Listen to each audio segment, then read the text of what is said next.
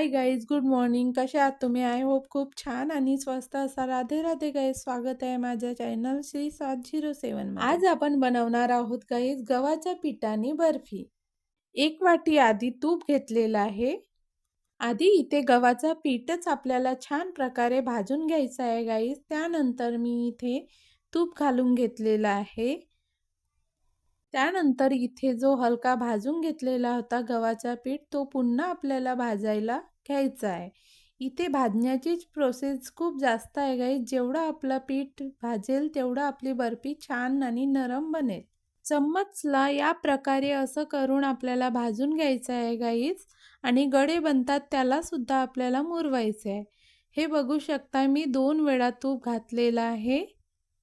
इथे बघू शकता गाईज, माझं पीठ छान प्रकारे भाजलेलं आहे आणि या वेळेस मी गूळ घालून घेतलेला आहे. गुळाला आधी चुरा करून घ्यायचा गाईज, कारण गूळ मुरणार नाही म्हणून. आणि त्यानंतर इथे मी दूध घालून घेतलेलं आहे. दूधऐवजी तुम्ही पाण्याचा सुद्धा वापर करू शकता. पाण्याचा वापर केला तर आपली बर्फी एखाद महिना आपण फ्रीजमध्ये टिकवून ठेवू शकतो. त्यानंतर आपल्याला असंच हलवत राहायचं आहे, कारण आपली बर्फी बुडाला लागू शकते आणि त्यात जर बुडाला लागली तर कडवटपणा येऊ इलायची पावडर सुद्धा ॲड करू शकतो. या प्रकारे आपण चम्मचच्या सहाय्याने अशा गुठळ्या वगैरे राहिल्या तर मुरवून घेऊ शकतो.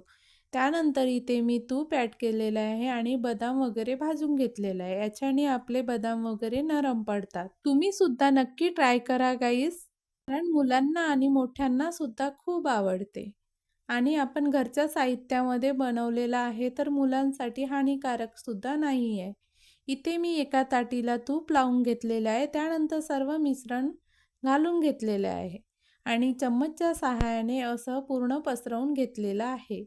आता इथे आपण प्लीज गाईज, व्हिडिओ आवडला असेल तर लाईक, शेअर अँड कमेंट करा.